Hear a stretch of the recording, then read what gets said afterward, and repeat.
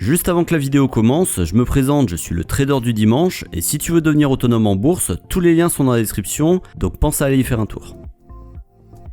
Vous entendez probablement parler autour de vous de la diversification de portefeuille. Beaucoup de sites et de chaînes YouTube vous donnent des astuces pour le faire, mais sans réellement développer pourquoi. De quoi s'agit-il exactement ? Eh bien, dans cette vidéo, je vous explique concrètement ce qu'est la diversification, mais aussi quels sont les fondements et comment la mettre en pratique. Pour comprendre ce qu'est la diversification de portefeuille, nous allons prendre un exemple très simple. Si vous détenez une seule action dans votre portefeuille, vous êtes intégralement exposé aux variations de son cours. Si elle perd 20%, la valeur de votre portefeuille diminuera aussi de 20%. Admettons maintenant que vous détenez deux actions à 50-50, si l'une d'elles baisse de 20% mais que l'autre ne varie pas, votre compte n'aura perdu que 10% de sa valeur au lieu de 20%.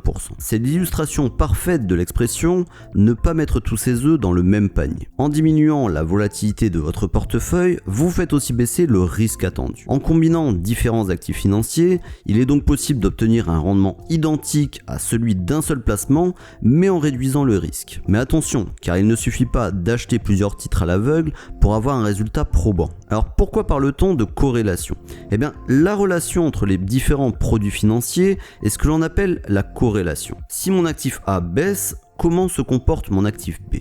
Eh bien, si B n'est pas du tout affecté par la baisse de A, les actifs ne sont pas corrélés. Constituer un bon portefeuille ne consiste donc pas seulement à ajouter des placements avec de gros rendements, il faut aussi regarder comment ils se comportent entre eux. C'est pour ça que l'on parle de construction. L'allocation d'actifs désigne la stratégie de répartition des instruments financiers dans un portefeuille.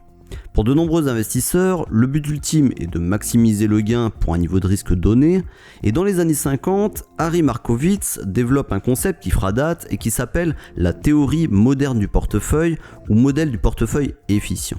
Et alors, qu'est-ce que c'est qu'un portefeuille efficient ? Le modèle de Markowitz permet de déterminer la combinaison d'actifs optimale pour l'investisseur. On dit aussi qu'elle optimise le couple rendement-risque. Il part de 4 postulats. Le risque est estimé à partir de la volatilité des rendements espérés.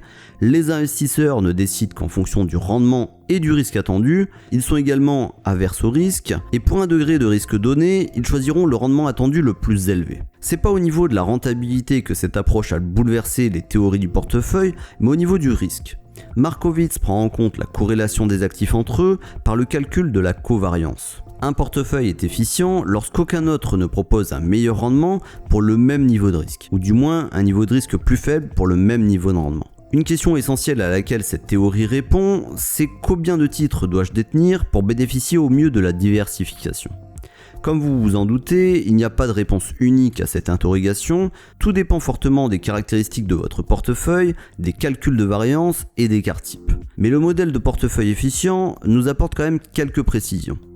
Pour une corrélation de 0,5, c'est-à-dire une corrélation positive relativement faible, le risque du portefeuille diminue considérablement jusqu'à 25 titres. Au-delà, le risque continue de tomber, mais dans une moindre mesure. Autrement dit, avec une corrélation assez faible, une vingtaine d'instruments suffit.